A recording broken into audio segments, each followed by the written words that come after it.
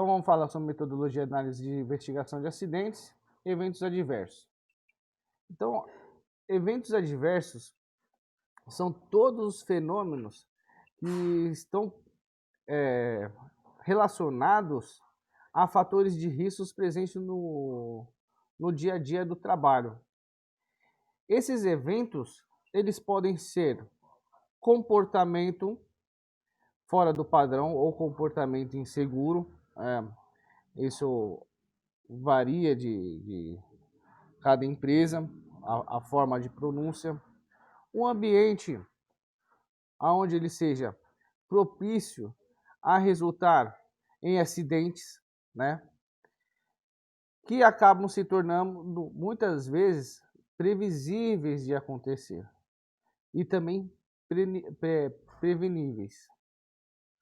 Existe um paradigma entre a cultura predominal em relação aos acidentes que é baseado na visão que o sistema técnico é confiável e o ser humano constitui o elo frágil da corrente.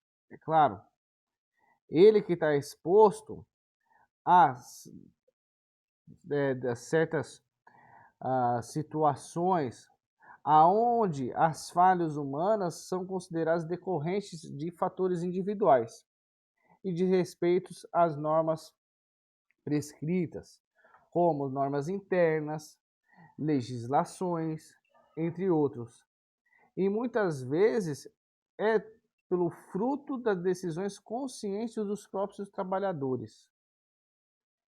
Então, esses fatores relacionados com a ocorrência de acidentes, elas não são identificadas, persistindo assim, eleva a incidência desses eventos, gerando, né, custo para a empresa, gerando custos sociais injustificáveis, e as medidas adotadas quase sempre se resumem a punição ou treinamentos.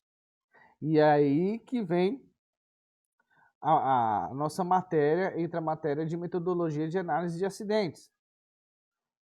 Hoje nós vamos ver quais são os fatores, vamos relembrar um pouquinho sobre desvios comportamentais, porque muitas vezes julgamos o trabalhador como responsável pela ação, simplesmente por isso.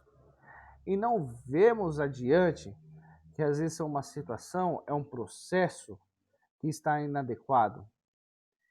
E aprender sobre o que ocorre pode ocorrer em um sistema de trabalho essencial para a prevenção e efetuar boas análises de eventos adversos, que vai possibilitar compreender os riscos, solucionar problemas e proteger as pessoas. Nos locais de trabalho, ele vai existir riscos e as medidas de controle devem ser adotadas para eliminá-los e reduzi-los a fim de prevenir acidentes e doenças. Assim como a NR9, ela traz para a gente o texto, né? A implementação de medidas de controle de proteção coletiva, a mudança, né, na rotina e assim a implementação do EPI. E a ocorrência de um evento adverso indica que as medidas de controle de riscos eram inadequadas ou as barreiras eram insuficientes. Então, para nós prosseguirmos nesse conceito, vamos entender agora, vamos relembrar e vamos aprender, né, alguns conceitos. Então, perigo. O que é perigo? Quem pode me dizer o que é perigo?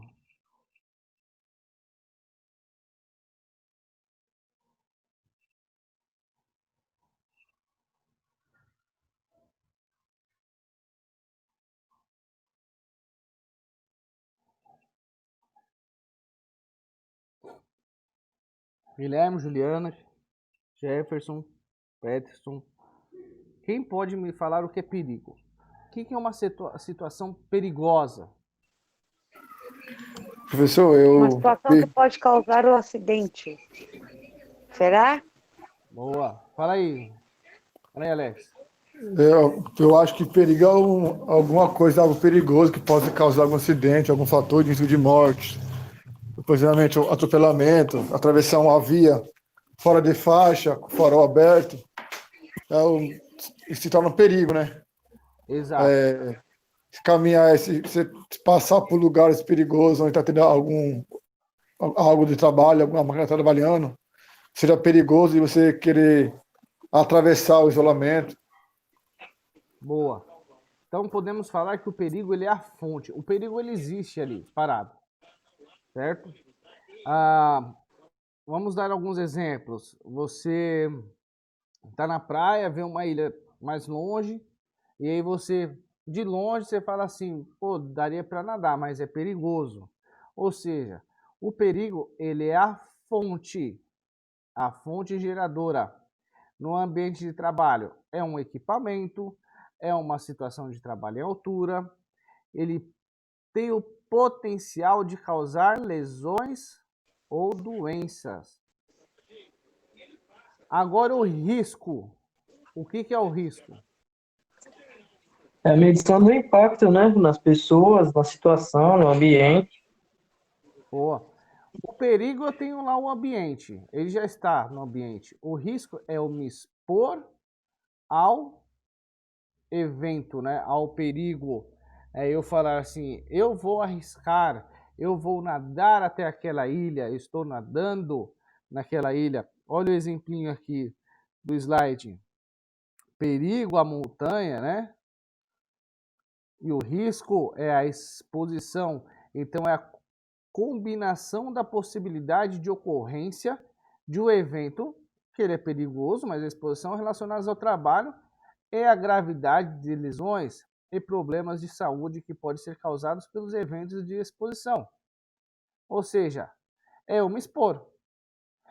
Então, toda vez que eu estou no ambiente de trabalho e reconheço o perigo e eu tenho um trabalhador exposto, ele corre risco. E agora, qual que é a diferença entre acidente e quase acidente? Ou acidente e incidente? Quem pode me dizer o que é um acidente e o que é um incidente? Um acidente é quando ocorre alguma lesão e o incidente é o quase? Não sei. Quem mais acha?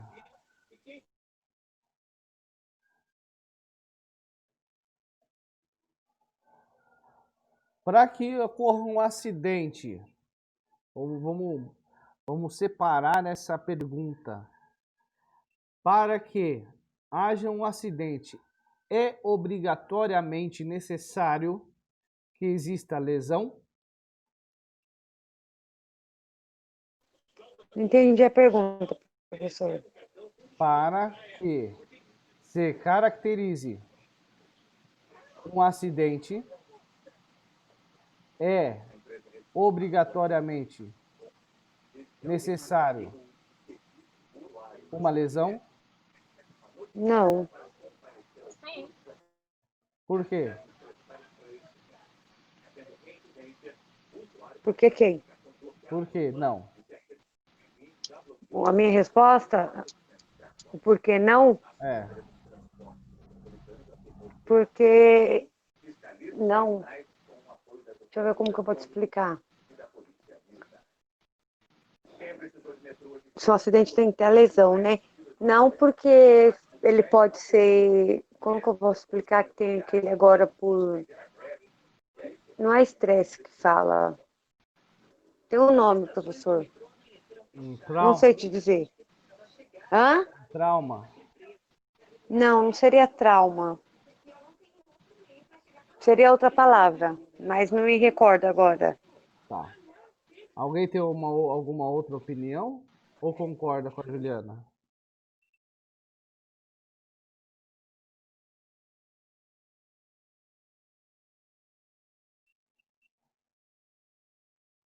Tairine, Elisângela, Guilherme. Eu não tenho ideia, professor. Então vou colocar um exemplo para vocês vão me dizer se é acidente ou não. Vamos fazer assim? Mas aí todo mundo tem que responder. um trabalhador operando uma máquina torceu seu braço. Acidente ou não? Acidente. Acidente, ele torceu, houve uma torção. Acidente. Beleza. Um trabalhador trabalhando deixou cair a ferramenta dentro do equipamento que ocasionou o dano. É acidente ou não? Sim, Não. Não. sim, porque foi um acidente com maquinário. Tairine acha que Mas não. caiu dentro da máquina. Vamos tentar. Ah, às vezes a gente sofremos alguns acidentes, mas nem sempre temos lesão, certo? Às vezes só quebramos alguma coisa, algum equipamento, um copo. Eu quero que vocês entendam que não necessariamente um acidente ele vai ocasionar lesão, ele pode também ocasionar perca de materiais. Então, isso eu tenho que ter muito fixado na cabeça, que nem sempre o acidente ele gera lesão. Ele pode ter perda material, né? Causar dano à instituição financeiramente. Uma empilhadeira, por exemplo, se bateu na pilastra da empresa. Para o trabalhador que estava dirigindo a empilhadeira, ele não sofreu nenhuma fratura, nenhuma escoriação, porque ele estava utilizando o cinto. Mas eu caracterizo como acidente? O que vocês acham? Sim, Sim, só não teve lesão. Então, acidente ficou bem entendido. E agora, o que é o quase acidente ou o incidente? o quase porque ele escorregou e quase caiu. Isso, o incidente é aquele quase, opa, quase caí, né? Eu tive um evento adverso, olha lá aparecendo um evento adverso, comecinho. Eu tive um evento adverso, um advento fora do normal, do rotineiro, que foi escorregar no piso. Só que eu não sofri um acidente. Eu sofri um incidente porque eu escorreguei, mas não caí. Entenderam? Sim, Então, olha lá, Sim, ó. entendido. O incidente é um acontecimento indesejável que, em circunstâncias ligeiramente diferentes, poderiam causar perdas. Olha aqui, eu tenho perigo, eu tenho o risco, que é a exposição do trabalhador, e aí ele na pontinha caiu uma pedra que quase pegou, passou perto de acontecer. Isso caracterizamos o incidente. Já o acidente é um acontecimento indesejável que resulta em dano em perdas às pessoas, ou seja, eu ter algum dano pessoal, né? Ou acidente, ele pode trazer dano à propriedade, maquinário, estrutura, ou acidente eu posso caracterizar danos aos processos da empresa. Eu parei, por conta do acidente lá da máquina, né? Parou-se o processo de produção de um produto. Ali, ó, resultou em dano no processo. Ou também o acidente é aquele que causa dano ao meio ambiente, né? Contaminou o solo, houve um desvio ali no nosso resíduo químico, isso também causa um acidente. Agora vamos entender o que pode causar os acidentes, né? Comportamento abaixo do padrão ou desvio de comportamento. São ações abaixo do padrão que são geralmente definidas como causas de acidentes do trabalho que residem exclusivamente no fator humano, ou seja, como eu estou me portando a aquela atividade, né, que vai decorrer das execuções das tarefas, contrária às normas de segurança ou fora do padrão. Então, comportamento abaixo do padrão é trabalhar da maneira errada. E aí a gente tem alguns exemplos, né? Não respeitar as placas de sinalização, brincadeira, correria, não seguir as normas de segurança, eu operar alguns equipamentos sem autorização ou sem treinamento. Ou seja, comportamento abaixo do padrão parte da pessoa. Aí eu tenho alguns exemplozinhos aqui, ó. O que vocês veem nessa imagem? Nessa primeira, onde eu estou passando o laser? Como se o cara estivesse limpando a máquina. Isso. O que está de Ou errado? arrumando. Ele pendurado dessa forma. Ele tá sem Ele cinto com a de mão lá proteção. dentro. Ele está sem cinto, né? Tem o EPI, né? Sem o EPI. Esse andaime, ele está sem as pranchas. Então, provavelmente, estava num processo... essa é uma prensa, né? Estava num processo de montagem dessa prensa, desse andaime. E aí o cara fala assim, deixa eu ir lá rapidinho dar uma olhada, ver se a gente está colocando o andaime. Aí ele se expõe ao perigo e risco. E essa outra imagem aqui, o que vocês veem?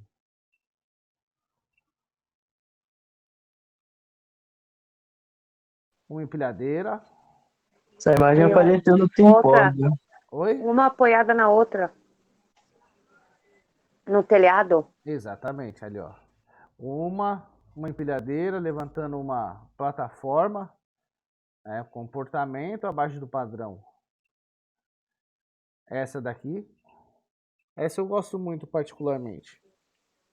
Sabe tudo, arrumando o ar-condicionado. Vocês acham que essas 3 pessoas, elas estavam preocupadas com a segurança? Nossa, ele tá ficando risco. Tá preocupado com o ar. E com a segurança? Não. Todo mundo concorda com a Juliana? Concordo, a pessoa não tá nem se importando na queda, por exemplo, se ocorrer. Eu penso o contrário. Eu penso que todo mundo está se importando com a segurança. Não entendi, professor. Eu já penso o contrário. Quer ver que eu provo que eles estão pensando na segurança deles? Olha só, vamos lá. Primeiro, se eles estão fazendo essa manobra, é porque é alto. Porque senão, se não fosse alto, ele poderia estar por baixo, né, fazendo esse trabalho.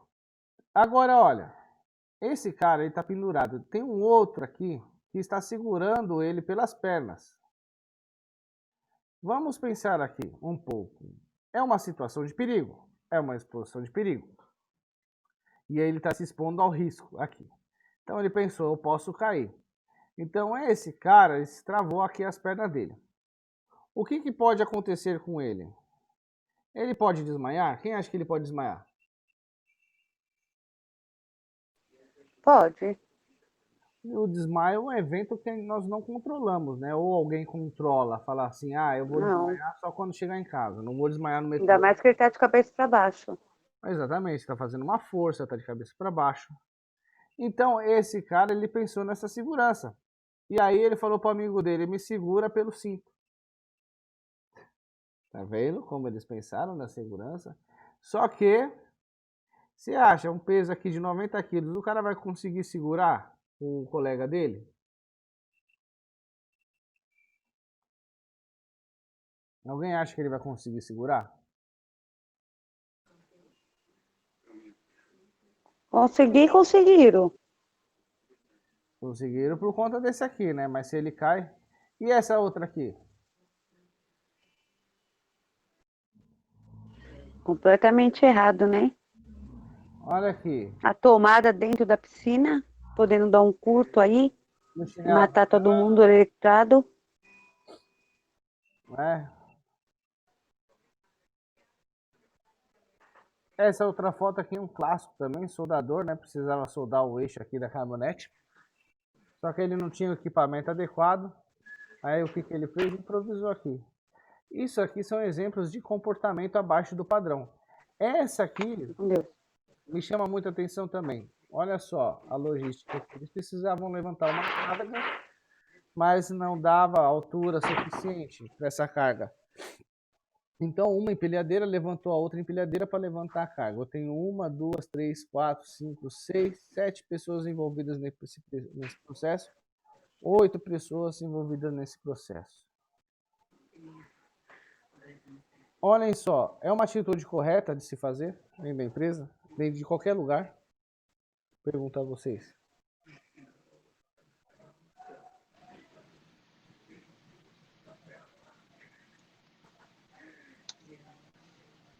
Não.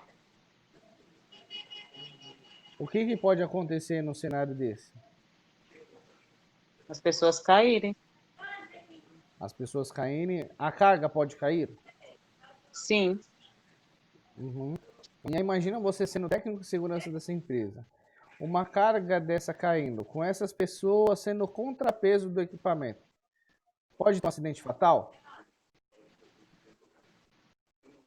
Pode. E aí imagina você ligando para a família dessa pessoa, falando assim que aconteceu um acidente, né, que é para a pessoa comparecer ao hospital, sabendo que ela não vai ver mais o seu parente. Né? Aí vai perguntar por quê? O que aconteceu? Ah, ele era um contrapeso da carga. Então são situações que são consideradas abaixo do padrão ou desvios de comportamento, tá? Desvios de comportamento. Agora, condições abaixo do padrão ou desvios de ambiente são aquelas presentes no local de trabalho que colocam em risco a integridade física ou mental do colaborador. E aí eu tenho exemplos de falta de proteção das máquinas, proteção instalada de forma equivocada de máquinas e equipamentos, a iluminação, que ela pode ser tanto excessiva como deficiente, falta de escadas em corrimões, pisos escorregadios, ruído excessivos, armazenamento irregular, falta de limpeza, ordem e arrumação. E aí eu tenho um ambiente desse aqui, ó. Vocês acham que ele é um ambiente abaixo do padrão? Com certeza. Por quê? O que vocês enxergam nesse ambiente?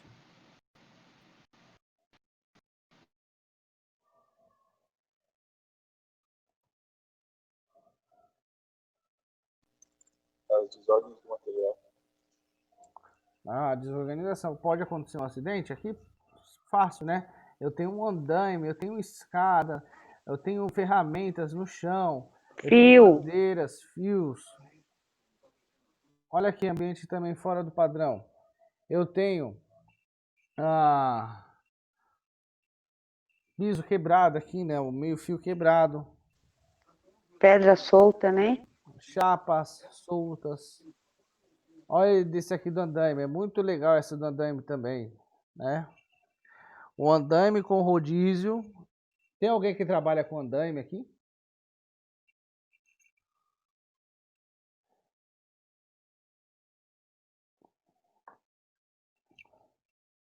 Tem algum de vocês que trabalham em andaime, com andaime?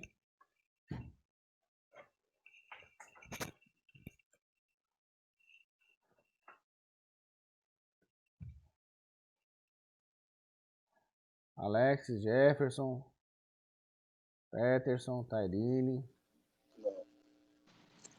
Não. Olha só que interessante esse andaime. Rodízios em cima de 2 cadeirinhas de metal. Alguém subiria nesse andaime dessa forma? Jamais. Não. É. Olha só. É um comportamento abaixo do padrão ou um desvio de comportamento que gerou um ambiente fora do padrão. E essa daqui?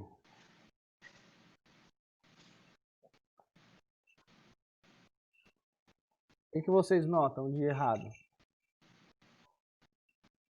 Se acontece um acidente nesse caso, vocês vão fazer a investigação desse acidente. O que vocês abordariam?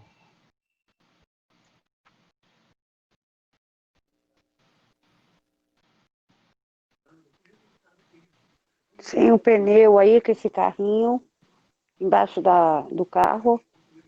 Ah. Tem mais.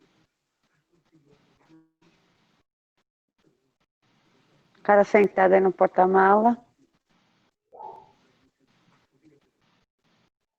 E aí, O qual que carro seria a podendo. causa, Raí? Se vocês fossem falar assim, a causa do acidente foi essa.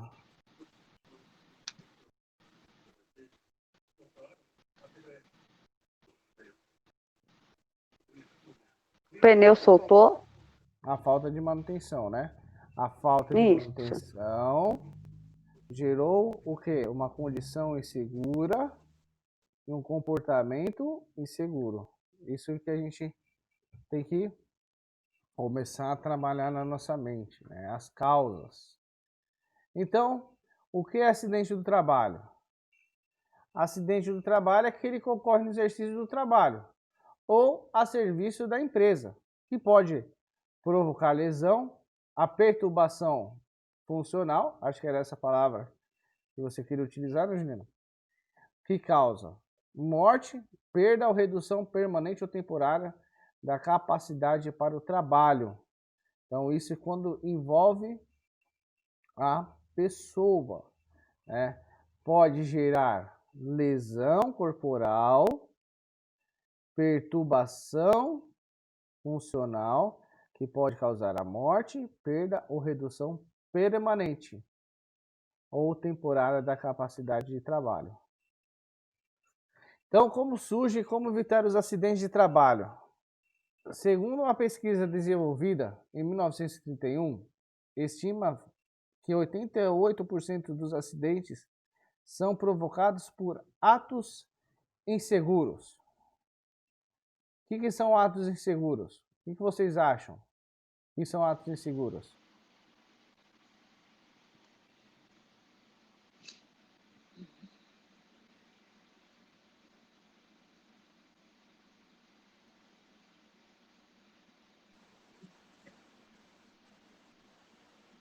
Citando os dois exemplos que já passou na aula de hoje, desvio de comportamento, comportamento de abaixo padrão. Isso Exato, o pessoal quer dar um jeito e acaba acontecendo essa infelicidade. correto. Então, o ato seguro é o desvio de comportamento. Você está perfeito. A gente pode classificar eles ainda em 3 etapas, como negligência, imperícia ou imprudência. A gente vai falar um pouquinho mais para frente. 10% em condições inseguras e 2% por causas fortuitivas ou imprevisíveis. Nesse estudo, se desenvolveu uma análise estatística onde se percebeu que para cada acidente de trabalho incapacitante, haviam 29 acidentes não incapacitantes e 300 acidentes sem lesão. E assim obteve-se a chamada pirâmide de Hayes ou pirâmide de desvios, que nós vamos falar um pouquinho depois. E com o passar dos anos, a pirâmide ganhou mais alguns degraus, inserindo os estudos de Frank Bird na década de 1960 e pela empresa DuPont no final dos anos 90. Assim, os estudos realizados pela DuPont tiravam o foco da redução dos níveis de perdas geradoras de indenizações para o conceito de prevenção de perdas, somando as prevenções de risco. E aqui nós temos a pirâmide de desvios, né? A pirâmide de Bird, ou da DuPont aqui, né? Ela ganhou alguns degraus a mais. Então vamos falar um pouquinho sobre ela, para vocês entenderem. Alguém já viu essa pirâmide em algum lugar? Já. Eu não. A professora Cristiane uma vez pediu. Ah, Ou foi você? Não me lembro, professor. para fazer um trabalho, lembra? Não, acho que deve ter sido a professora Cristiane. Então, vamos falar um pouquinho sobre essa pirâmide aqui e entender o conceito. Essa pirâmide, ela fala assim, ó. Eu tenho que ter desvios, incidentes, acidentes sem afastamento, acidentes com afastamento, fatalidade. Então, desvios. O que seriam esses desvios? Seria justamente os comportamentos abaixo do padrão ou desvios de comportamento, né? E o ambiente. Então, a cada 30 mil desvios na empresa, isso vai me gerar 3.000 incidentes. De 3.000 incidentes que me gerar na empresa, 300 acidentes vão ser sem afastamento. Se eu tiver 300 acidentes sem afastamento, eu vou ter 30 acidentes com afastamento. E se eu tiver 30 acidentes na minha empresa com afastamento, eu vou ter uma morte. Pergunto a vocês, segundo a pirâmide aqui de desvios, aonde que eu tenho que começar a fazer o processo de investigação? Aonde eu tenho que começar a tratar? Um desvio? No desvio. E qual que é a forma de tratamento no desvio? Treinamento, palestra? Treinamento, palestra, mas antes de mais nada, antes de eu fazer o treinamento e a palestra, eu tenho que saber identificar aonde que está esse desvio, o que está acontecendo. As pessoas, os trabalhadores, eles têm que ter ferramenta para poderem se comunicar. Olha, ali tem um piso quebrado. Olha, ali tem uma placa solta. Olha, a pessoa está trabalhando ali sem o EPI. Isso, olha, a pessoa está brincando. Olha, está vendo correria na fábrica, está ouvindo brincadeiras no escritório. Isso são os desvios de comportamento, desvios. Eu tenho que tratar aqui. Porque se eu deixar para tratar aqui em cima, no acidente com afastamento, eu estou muito próximo do quê? Da fatalidade.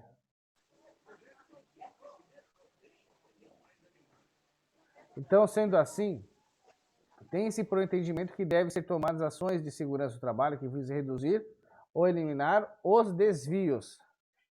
Então, além disso, para Hamish, as perdas por acidentes ocorrem de maneira semelhante à queda de uma cadeia de peças de dominó. Sendo assim, ao se retirar uma peça desta cadeia, vai haver a queda e o acidente não se desenvolve. E aí temos a figurinha do que ele trata, né? Do efeito dominó. Assim que eu quebro, eu te retiro uma das peças, eu não tenho uma sequência. E aqui fica mais fácil da gente entender quais são as peças. Então, a primeira é a personalidade, a segunda peça é falhas humanas, terceira peça,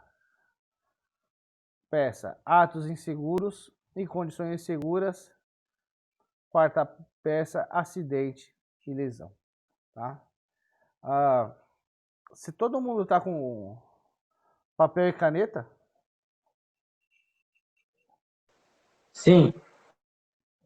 então vamos ali dar uma pausa rapidinho. E eu quero que vocês copiem ali, eu vou digitar algumas perguntas e que vocês copiem essas perguntas e respondam. Posso falar já? Não, professor, um minuto.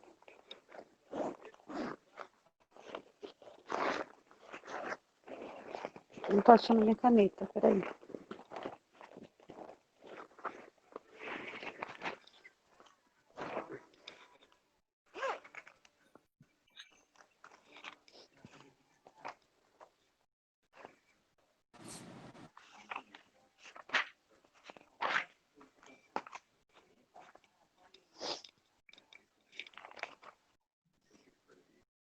Pronto, posso falar?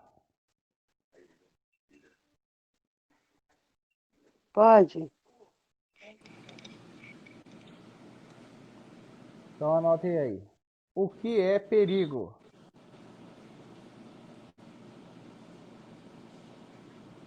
Certo. Todo mundo respondeu? Sim. Sim. O que é risco?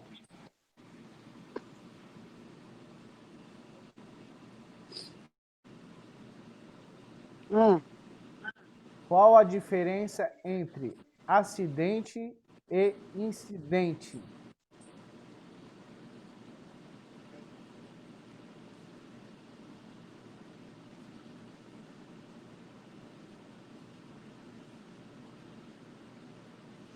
Qual a ah. diferença entre acidente e incidente? Próximo. Para que se caracterize um acidente, é obrigatoriamente necessária uma lesão? Para que se caracterize um acidente, É obrigatoriamente necessária uma lesão? E por quê?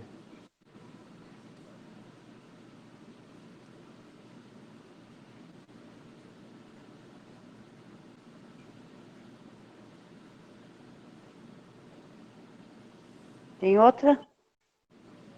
O que é comportamento abaixo do padrão? Ou desvio de comportamento? Repete, por favor. O que é comportamento abaixo do padrão ou desvio de comportamento?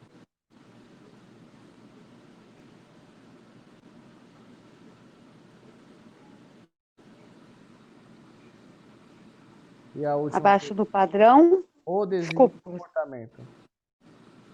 tá cortando. O que é comportamento abaixo do padrão ou desvio de comportamento?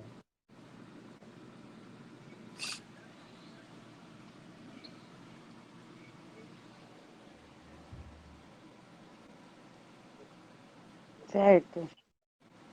O que é um ambiente fora do padrão? Pode repetir? O que é um ambiente fora do padrão?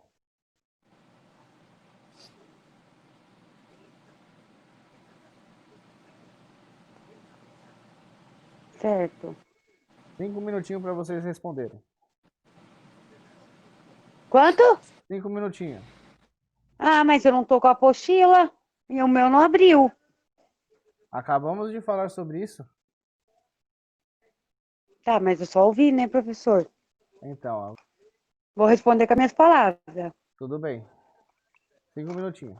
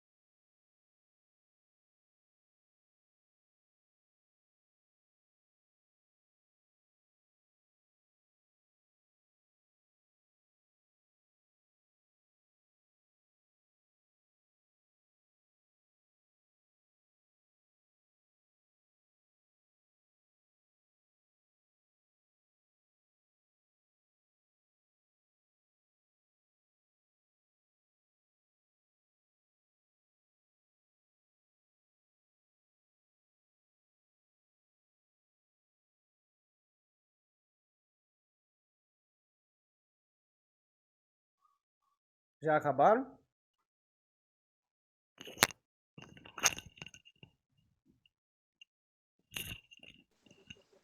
Não. Ainda não.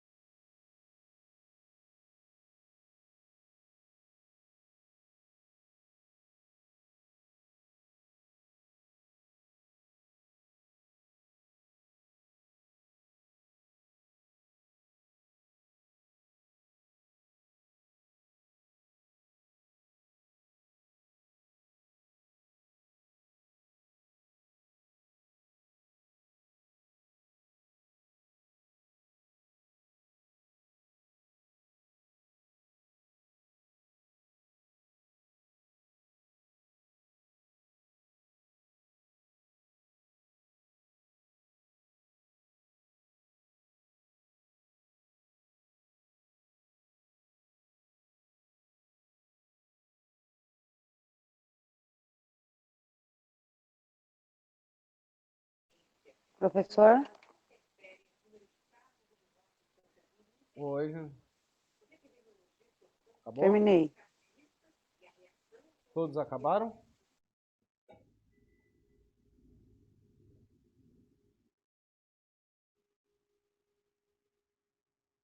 Elisângela, Guilherme, Peterson, Jefferson, Tairine, acabaram?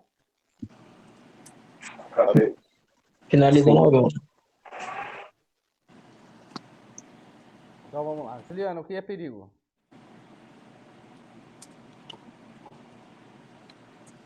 Oi? O que é perigo? Eu pus aqui, tá? É uma condição, um conjunto de circunstância que tem o potencial de causar ou contribuir para lesão ou morte. Ou perda, né? Ah, vamos lá. Guilherme, o que é risco? Risco é a medição do impacto sobre a situação nas pessoas ou no próprio ambiente. Boa.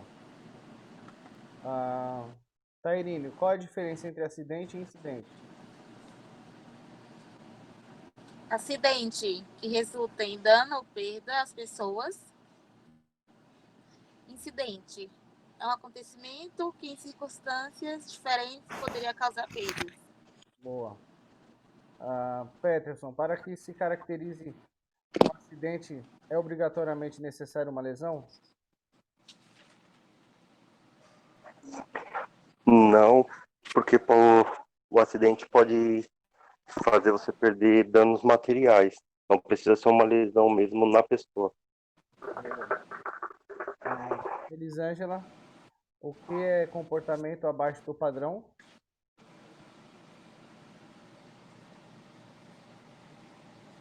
Comportamento abaixo do padrão, desvio de comportamento, pessoas que não são bem instruídas no local de trabalho, desatento, né? São pessoas desatentas com seu local de trabalho, devido às brincadeiras, pode ocasionar um acidente. Por isso que eu entendi. Isso, a gente pode falar que é burlar as regras, né? As condições de segurança, as normas. Jefferson, o que é um ambiente fora do padrão? Quando não está tudo nos conformes, quando há risco no local de trabalho, Boa. Quando você tem ali um ambiente que ele pode gerar algum dano, ele está fora da situação típica, né? isso. Então vamos lá. Então, beleza, estamos no caminho certo. Falamos sobre a pirâmide de desvios.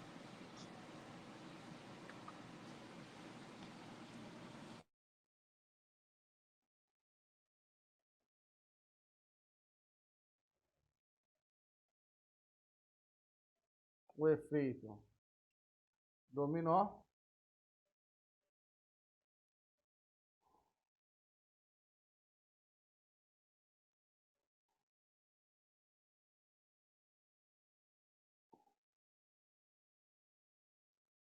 Então, vemos que nesse dominó, quando nós retiramos alguma peça, nós já quebramos a cadeia de acidentes. Olha só, tem a personalidade.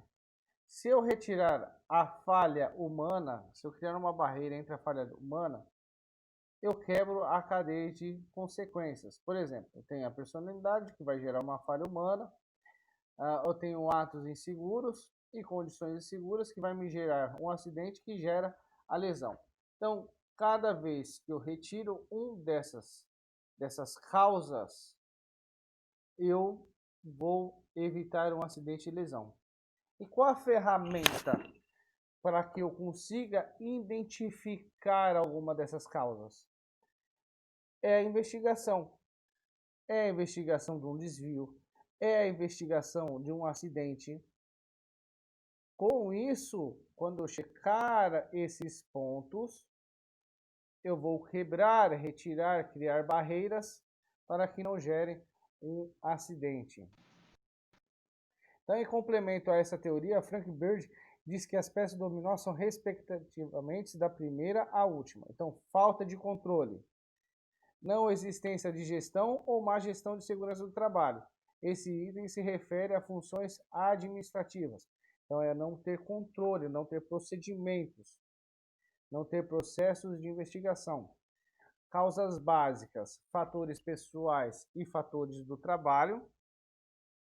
Causas imediatas, atos e condições inseguras, que são itens que se encontram abaixo dos padrões de segurança. Então, causas imediatas, atos, comportamento abaixo do padrão, condições inseguras, condições abaixo do padrão, né? Esteiras quebradas, piso escorregadio, estão aqui dentro das condições. Incidente, acidente ou quase acidente, não gera perda. Gerou perda, ele é um acidente com perda material ou pessoal. Então é fácil notar que essas ações de segurança devem completar a gestão, as causas básicas e as causas imediatas. Então, outra abordagem que trata de como os acidentes ocorrem pode ser vista na teoria das fatias de um queijo suíço, de James Hansen, e a metodologia da gravata de borboleta. Essas últimas duas têm como semelhança o conceito de barreiras, e as barreiras podem ser descritas como medidas que atuam de forma a evitar que um evento indesejado ocorra. Como exemplos de barreiras, se tem as sinalizações, os equipamentos de proteção individual, sensores, medidas administrativas, né, equipamentos de proteção coletiva. Para James Hansen, existem dois motivos causadores de perda. O primeiro são as falhas, que são ativas e devem diretamente às pessoas, como erros e violações de procedimentos, que é o comportamento abaixo do padrão. E segundo seriam as condições latentes, que se devem aos aspectos adormecidos, tal que a falha de um equipamento. A Hansen diz que cada barreira pode ser comparada a uma fatia do queijo, e ela possui furos. Segundo ele, deve-se usar o máximo de barreiras, então o máximo de fatias de queijo suíço para se evitar uma perda. Portanto, o acidente ocorre quando há um alinhamento dos furos, mas basta uma das barreiras desalinhadas para se evitar o mal indesejado. Então a gente tem a teoria da fatia de queijo.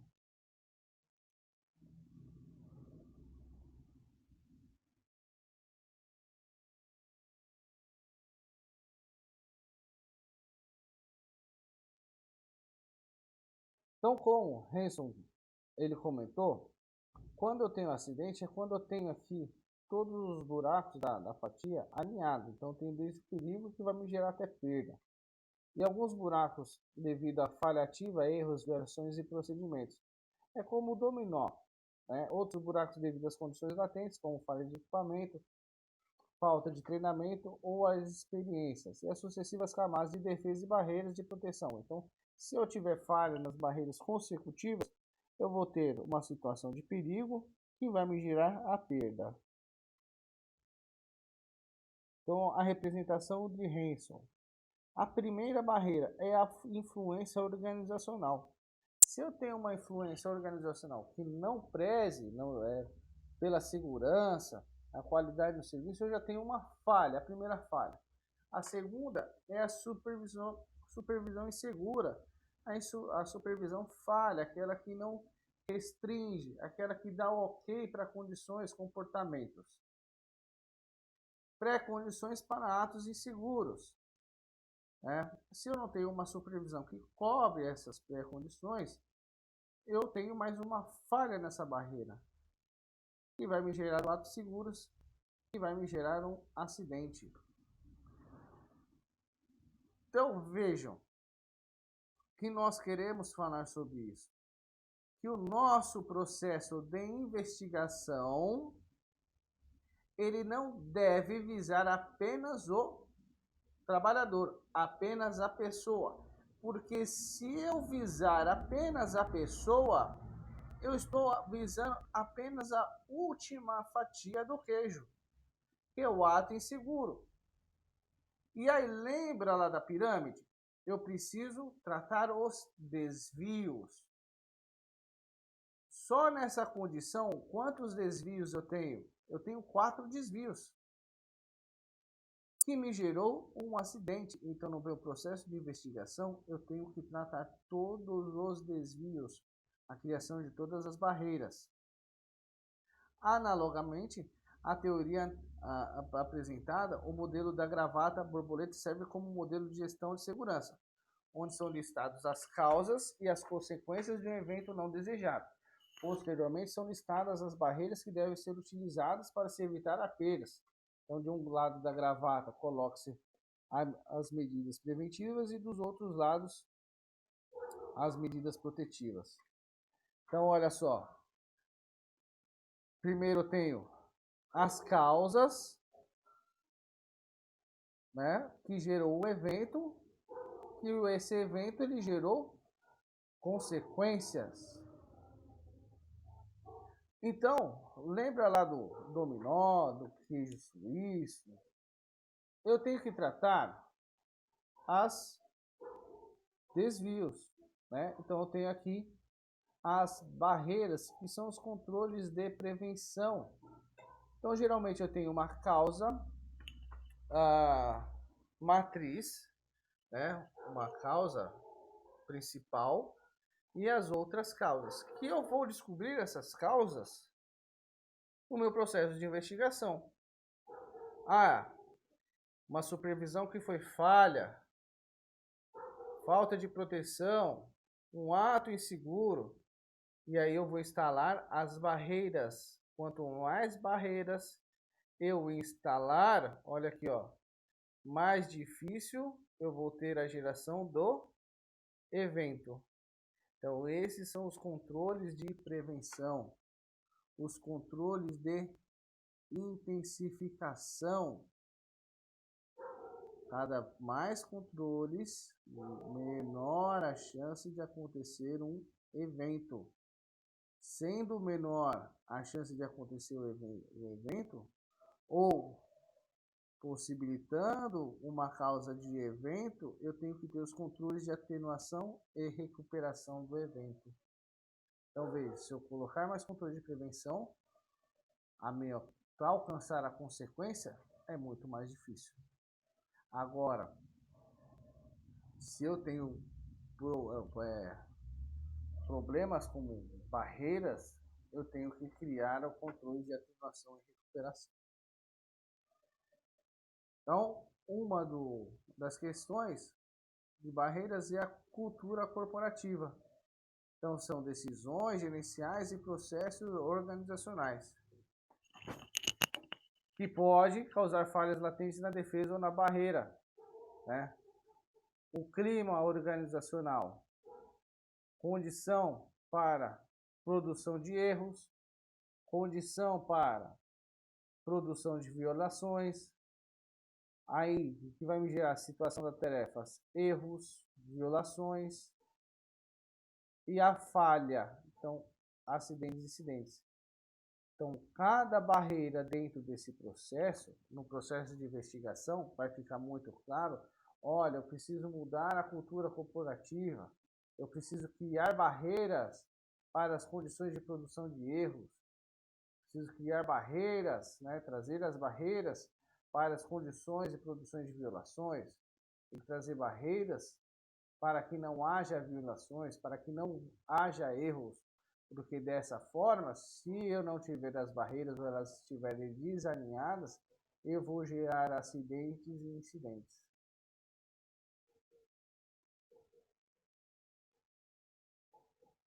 Outro ponto é a curva de Bradley, da DuPont, que identifica 4 estágios de maturidade da cultura de segurança, sendo ele reativo, dependente, independente e interdependente.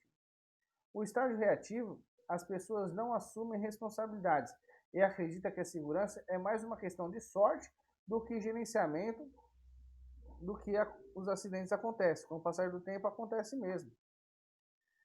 O estágio dependente, as pessoas encaram a segurança como uma questão de seguir as regras elaboradas por alguém. As taxas de acidentes diminuem e as equipes de gerenciamento acreditam que a segurança poderia ser controlada se as pessoas só seguissem as regras.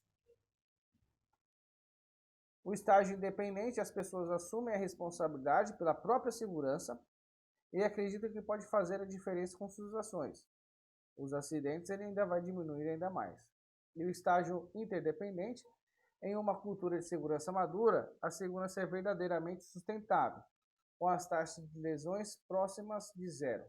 As pessoas se sentem habilitadas a agir conforme necessário para trabalhar com segurança e assumem a responsabilidade por si mesmas e pelos outros também. Elas conversam ativamente com outros para entender seu ponto de vista e as decisões são tomadas no nível apropriado e as pessoas vivem de acordo com essas decisões. A organização obtém benefícios que vai ser significativo para os seus negócios, para a sua qualidade, a maior produtividade e aumentar o lucro. Essa é a curva de Bentley. Alguém já viu falar dela?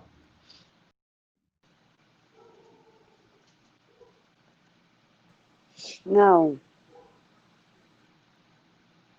Os 4 pontos, eles são caracterizados como reativo, dependente, independente e interdependente. Então, olha só, o reativo, quando as pessoas, elas têm, agora falando do comportamento humano, falta de cultura organizacional, quando elas acham que acidente é uma coisa de sorte, faltou sorte, olha só, onde está a taxa de lesão? Está alta, né? O ideal é que sempre uma instituição, ela trabalhe aqui, ó, no interdependente. Mas para chegar nesse estágio, é necessário criar uma cultura aonde a supervisão ela é mais presente, mas não é o ideal, porque a taxa ela cai. A supervisão, o que acontece? Quando o supervisor está fora do ambiente de trabalho, volta tudo a acontecer como era, né? O individual é o quê? A pessoa ela tenta-se pela sua segurança, mas não a do outro, né? E o interdependente é quando eu já tenho a força relativa da cultura, né? O pessoal cuida um da segurança do outro. Então, por que devemos analisar os eventos adversos? Então, acidentes e doenças relacionados ao trabalho causam sofrimento e problema para os trabalhadores, tanto suas famílias, como empresas, como colegas de trabalho, ou como outros. Acidentes e doenças relacionadas ao trabalho vai gerar custo para a empresa, né, e também para a sociedade. O hospital, para a empresa manter o colaborador afastado, ou entre outros. A análise de eventos adversos constitui importante ferramenta para o desenvolvimento e refinamento do sistema de gerenciamento de riscos. A adequada avaliação das condições de segurança da saúde proporciona conhecimento dos riscos, sendo associados com atividades laborais, contribuindo para transformações das condições de trabalho. As medidas de controle de riscos que são bem planejadas, associadas com uma supervisão adequada, monitoramento e gestão efetiva da segurança do trabalho, pode garantir que as atividades do trabalho sejam seguras, como plantação de checklists, monitoramento comportamental das pessoas, liberações, a implantação, né, das normas de regulamentadoras, que vai determinar que as empresas analisem e capacitem seus trabalhadores para realizar análise de acidentes de trabalho. A norma regulamentadora ainda exige que os empregados planejem, controlem e monitorem as condições da segurança do trabalho, inclusive fornecendo aos trabalhadores informações sobre os riscos que eles estão expostos e as medidas de controle. A previdência social, por meio de ações regressivas, ela poderá pleitear o ressarcimento dos benefícios decorrentes de acidentes e doenças do trabalho. E aí é um ponto. Vocês sabem quando alguém já sofreu algum afastamento que precisou ir para a caixa, né? Digamos assim, ele superior a 15 dias, e você passa a receber pela Previdência, pelo INSS,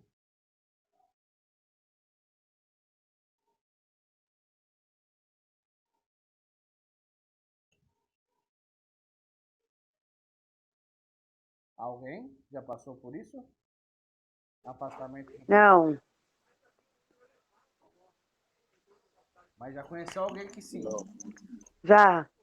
Então, quando acontece esse tipo de caso, o INSS, né, a Previdência Social, ela pode pedir o ressarcimento do valor que foi pago ao trabalhador afastado. Porque a legislação... Como assim, professor? Pediu ressarcimento? Quando você passa um atestado, assim, um afastamento superior a 15 dias, a empresa suspende seu pagamento e quem vai fazer o pagamento é o INSS, correto?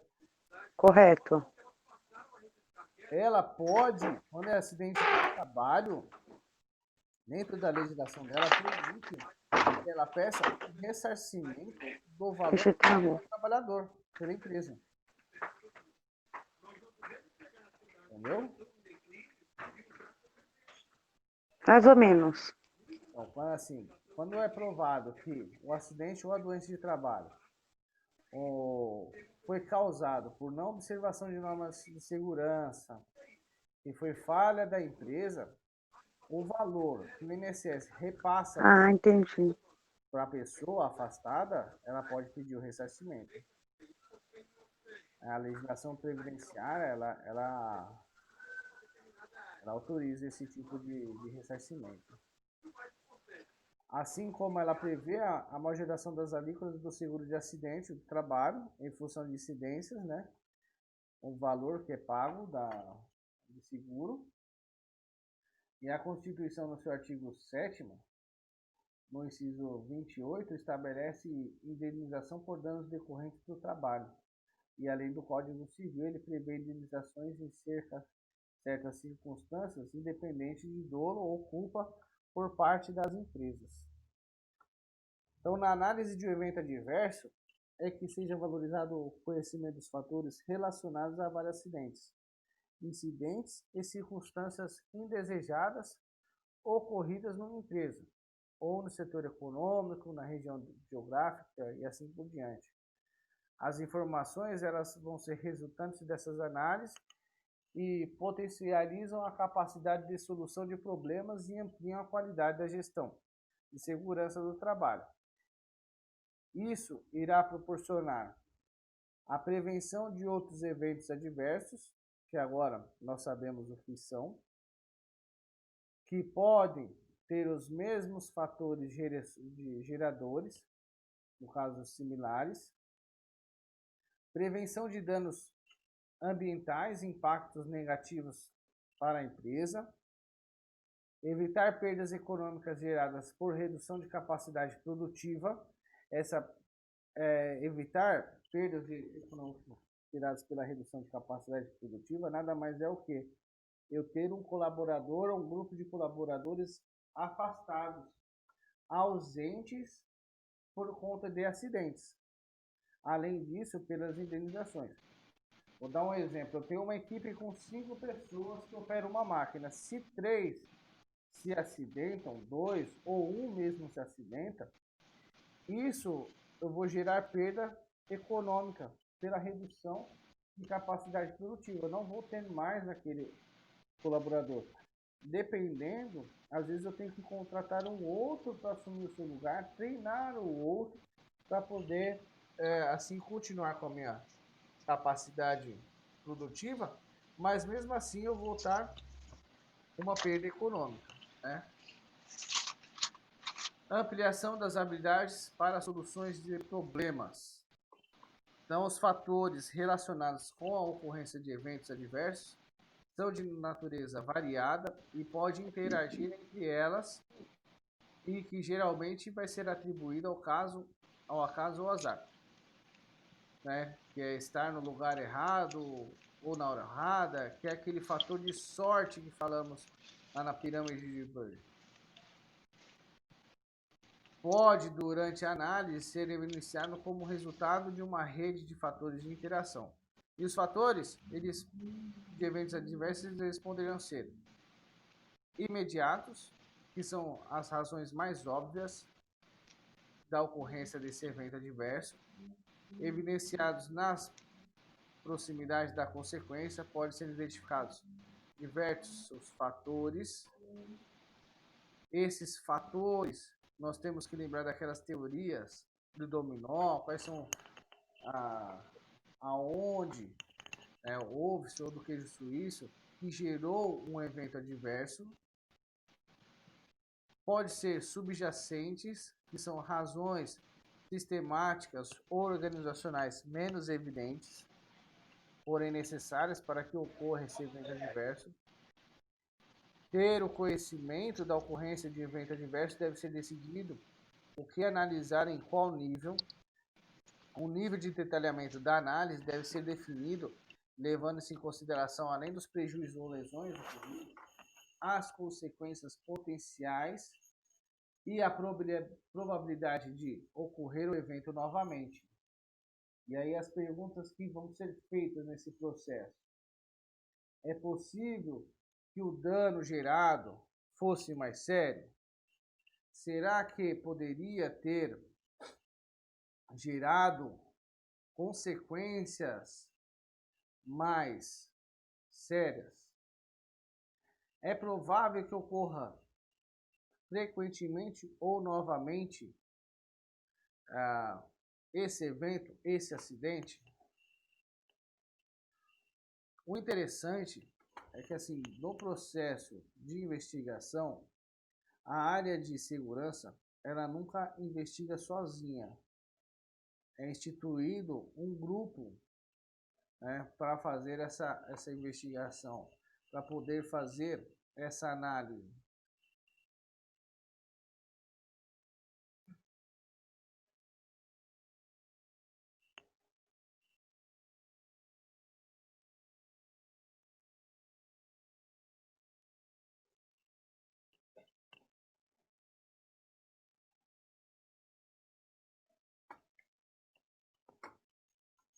A obrigatoriedade na análise dos acidentes de trabalho, como danos pessoais, ela está na legislação, né? Está presente na legislação. A decisão de analisar incidentes ou circunstâncias indesejáveis deve-se considerar uma oportunidade de aprendizado e o potencial de ocorrência de eventos similares com lesões graves. Além disso, investigar eventos sem danos pessoais é mais simples do que analisar acidentes. E também, quando eu analiso, né, eventos sem danos pessoais ou considerados desvios, né, que é a base, eu evito os acidentes com danos pessoais. Não há necessidade de se lidar com pessoas lesionadas e suas famílias, com trabalhadores preocupados e temerosos, e não vai haver risco de ações judiciais quando eu faço o tratamento, digamos assim, nos desvios. As pessoas vão ser mais propícias a colaborar e relatar todos os aspectos relacionados ao evento. Quando eu crio uma cultura na empresa de punição, por exemplo, o trabalhador ele sofreu um acidente de trabalho e dentro do meu processo de investigação eu busco apenas a culpá-lo, eu crio uma certa resistência, porque ele acaba ficando com medo. Então todos os desvios que acontecem acabam não sendo reportados. Por exemplo, o empilhador foi e bateu na parede. Se há uma cultura de punição, apenas punição, não estou falando que não tem que ter punição, em alguns casos, tá? Mas se é criada uma cultura de apenas punição, ele não vai comunicar o evento. Não comunicando o evento, quando eu tiver os 30 mil eventos, 30 mil desvios ao total, eu vou gerar um incidente e assim por diante. E aí só vão ser comunicados os acidentes quando tiver afastamento, que isso é muito perigoso. Então a urgência de análise vai depender da magnitude dos riscos envolvidos.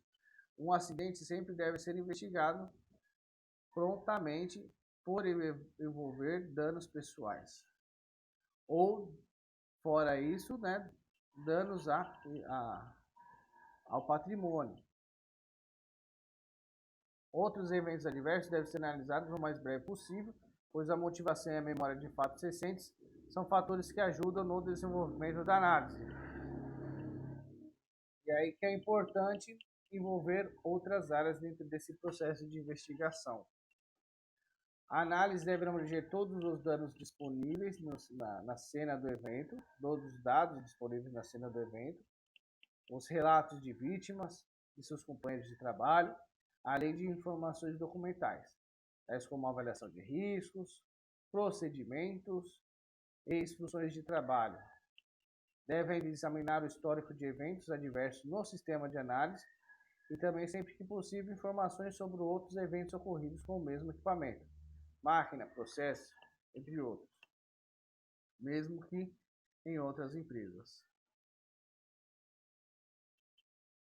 Uma análise feita de forma adequada, ela vai revelar os fatores em interação e evidências dos fatores subjacentes e latentes.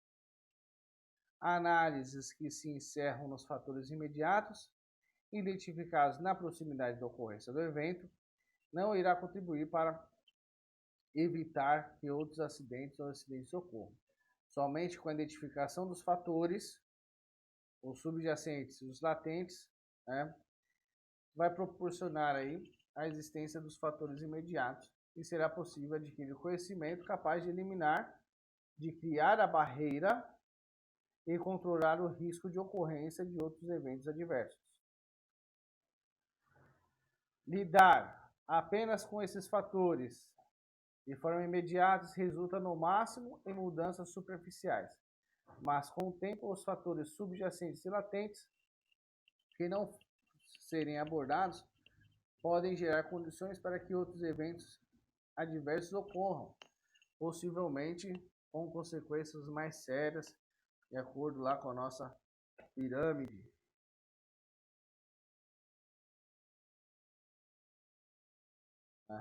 Os fatores subjacentes e latentes estão aqui. Se nós não tratarmos eles, podem ter ocorrências mais sérias.